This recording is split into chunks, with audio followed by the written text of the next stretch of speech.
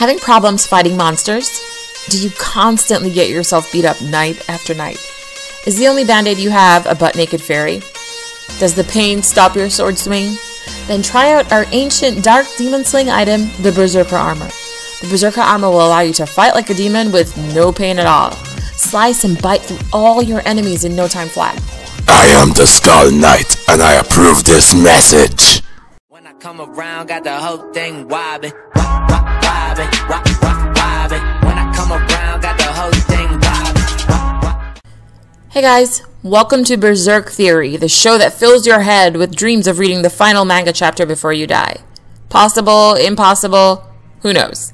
But for this video, we'd like to shout out JM. Thank you for your comment. So Guts and his merry band carry cool items and artifacts. Guts has the Dragon Slayer, of course. Serpico has the Wind Blade, and the Salamander Blade is used by that boy over there.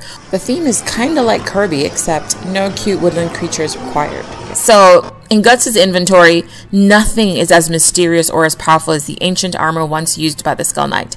And we know that as the Berserker Armor, correct. Not to dumb down the details, guys, but the armor does a lot for Guts at a huge price. It allows the user to fight well above his limits, taking away any sense of reasoning and pain. The user will not be able to distinguish friend from foe and will kill all he sees. Now, that's a situation I don't want to be in. Guts is strong-willed, as we know, but let's face it, he is no exception to this rule. And without the help of Shierke, he would have died while using this monstrosity to fight. So why the heck would the Skull Knight suggest that Guts use this deadly cursed item? The thing that was made by dwarves, for crying out loud. But dwarves are nice and like going through the woods, you say. And were they wrong? Are they wrong? I think they're wrong 100%. Wrong. The dwarves in the world of Berserk are not like the dwarves in Snow White, and they're actually much darker than you think. In an old Norse work of literature known as the Prose Edda, it describes dwarves as maggots that festered in the flesh of Mir the Jotner. It's disgusting! Ew. Now, if that was not creepy and disgusting enough, well, here's more.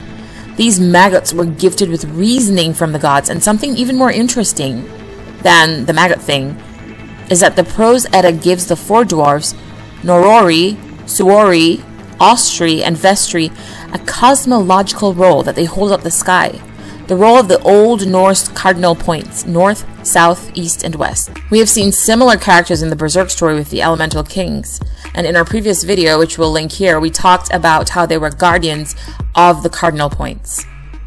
So, onto the theory. Our theory for this crazy suggestion by the Skull Knight to wear the armor is simple. Skull Knight wants Guts to win, and based on his own experience with the Berserker Armor, which we think is his previous jail cell, he may be able to do so. Hold up. So, yeah, you heard us correctly. We did say that the Berserker Armor is very likely Skull Knight's previous prison. We believe that it's possible that the Berserker Armor was placed on the Skull Knight as punishment for his acts as King Gaiseric, and here's why. We know that Gaiseric brought a sage to the Tower of Conviction, and the sage was tortured until his prayers were answered to destroy the capital city of Gaiseric. This was done by 4 or 5 angels, according to the legend, and as we stated earlier, the armor has numerous side effects, and one of them is not being able to distinguish friend or foe. We also believe that persons wearing the armor can be trapped in the true Berserker mode indefinitely. Now, as we've seen in the series so far, Guts has been brought back to his senses with the help of Silke or Shierke, depending on which translation you're reading. I know some people get a bit upset when we say Silke. As a matter of fact, if it wasn't for the amulet created by Flora to protect Guts' ego from crumbling, Guts would have been a monster far beyond the reach of any apostle from the start. It's very likely that the armor that we see Guts wearing is a watered-down version of the beast version Skull Knight wore, because just look at the sheer amount of time it took for Flora to prepare it. So here's the scenario, guys. The Elemental Kings, who happen to be dwarves, want to punish a mean king who wants to rule the world under his own kingdom. What would be the best way for these beings who are known for making dark artifacts to do this? Create an armor to entrap the king and make him destroy his own kingdom with his own hands for 100 years is what we're thinking. But wait a minute. That's ridiculous. How the hell would he stay alive for so long with the armor on? Now, we don't know the full effects of the armor, but we can go off what's been shown in the manga so far. We know that the user loses a sense of taste, touch, smell, etc. The armor can eat other creatures, which may be a feature to help sustain the host, who knows?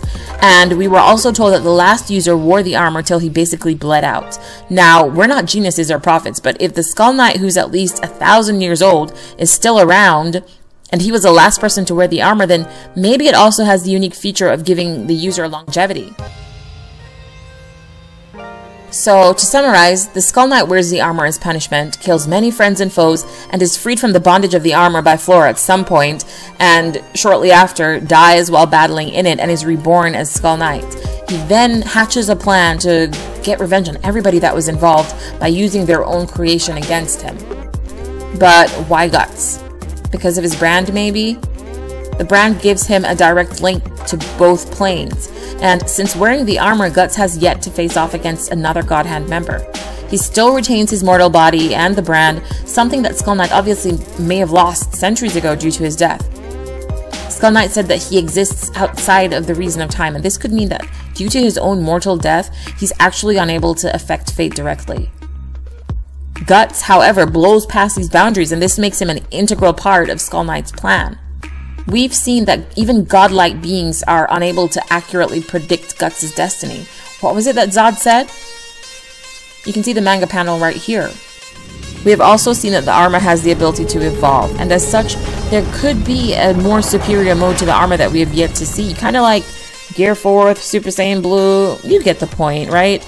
So Skull Knight, because of his past, is leading Guts down a similar path, but he has the added advantage of preparing him with a less evil version of the armor and a witch that can help him control it.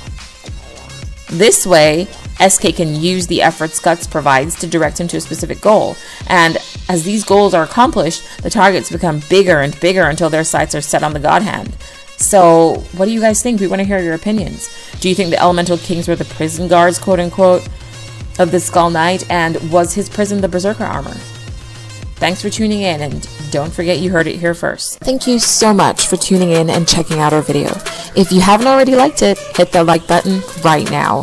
And don't forget to check out the description box. We've got it completely filled out with information and videos that you do not want to miss. Leave your comments and questions down below. Subscribe. Over and out.